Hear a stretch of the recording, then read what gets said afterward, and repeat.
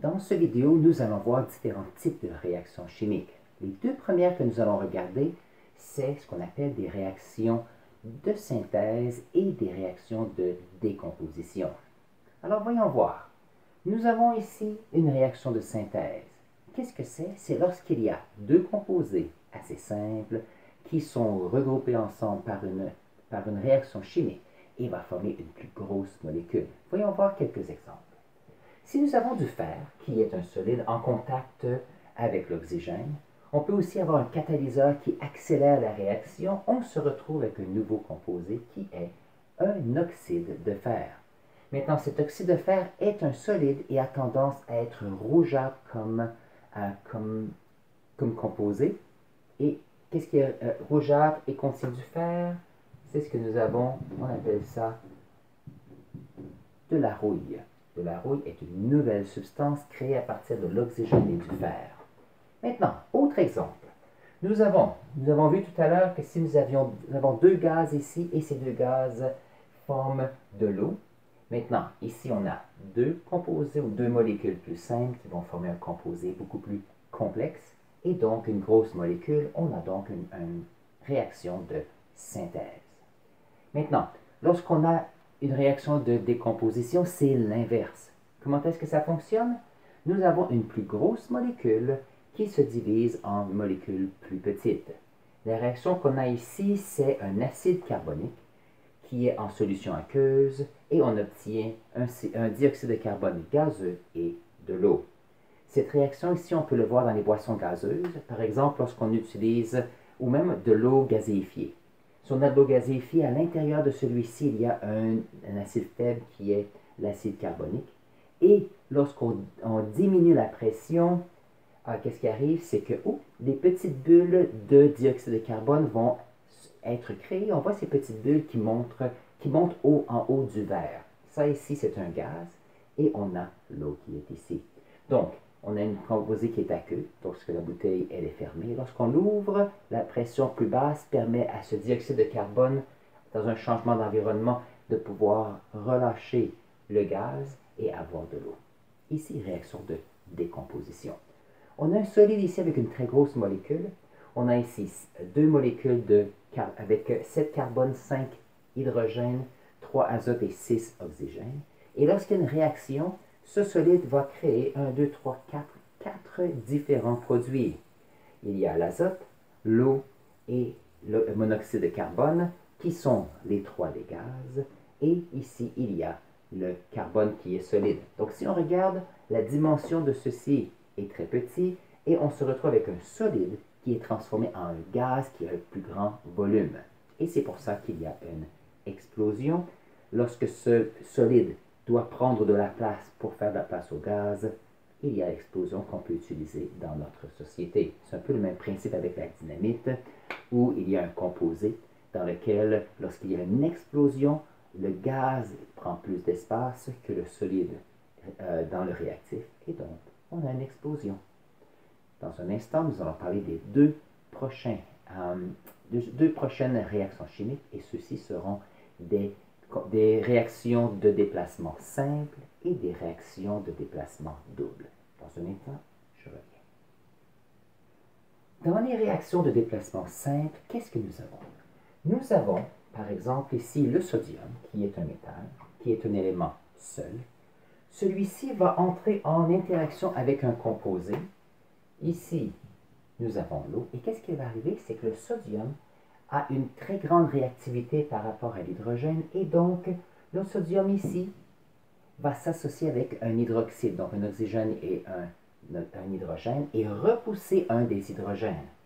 Maintenant, qu'est-ce qui va arriver? C'est qu'on se retrouve avec, il me manque ici un coefficient, un 2 ici, de façon à ce qu'on se retrouve avec un hydrogène qui est repoussé. Donc, on a un élément ici, un composé qui donne un nouveau composé, et ici une molécule d'un élément identique, ici le gaz d'hydrogène.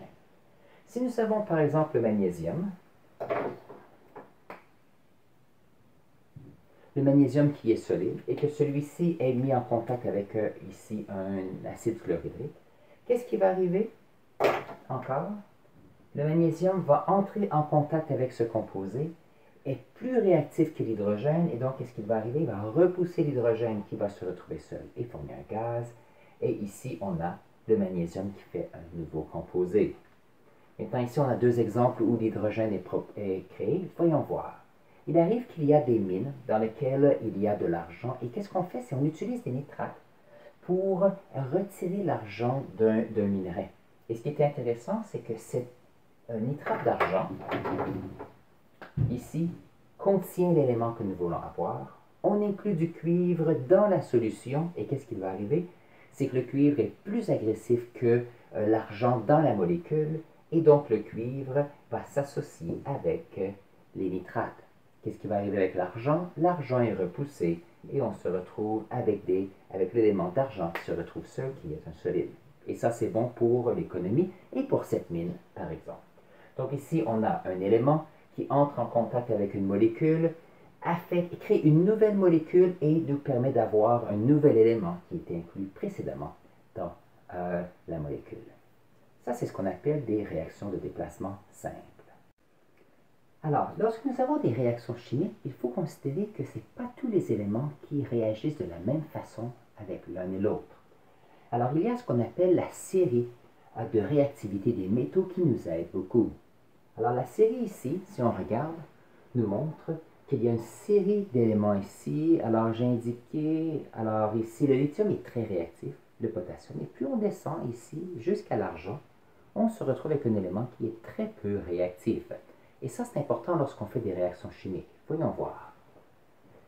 Lorsque l'on a, par exemple, du sodium que l'on met avec de l'eau, ce qui est intéressant, c'est qu'on a le sodium qui est ici par rapport à l'hydrogène qui est là. Donc, ici, on a le sodium qui est beaucoup plus réactif que l'hydrogène.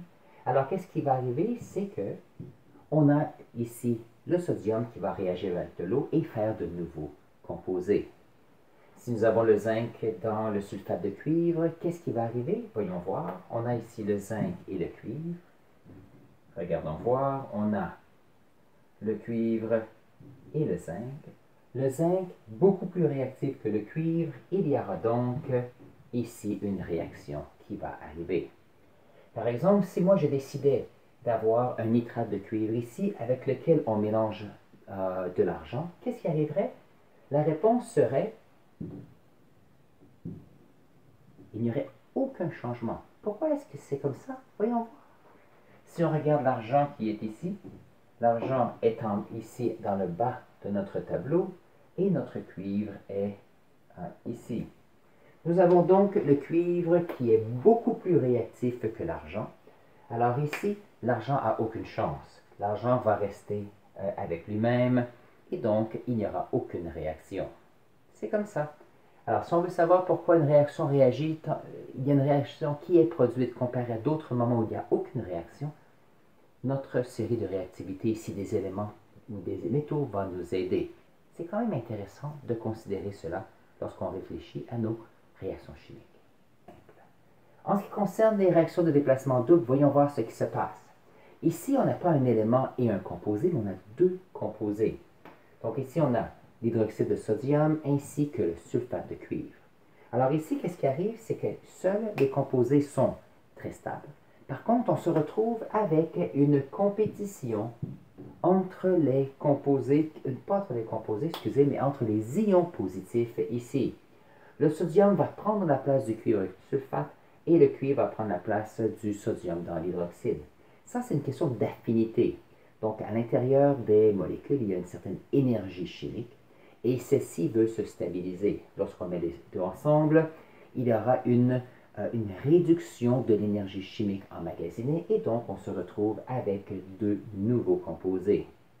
Un autre exemple ici est l'hydroxyde de sodium et l'acide chlorhydrique. Lorsque ceux-ci sont mis ensemble, il y a la création de deux nouvelles molécules. Donc, ici, le sodium va vouloir aller avec le chlore pour créer le chlorure de calcium, le chlorure de sodium, excusez, aqueux. Et on se retrouve avec l'eau aussi, qui est le deuxième composé. Maintenant, cette réaction de déplacement double nous donne deux produits.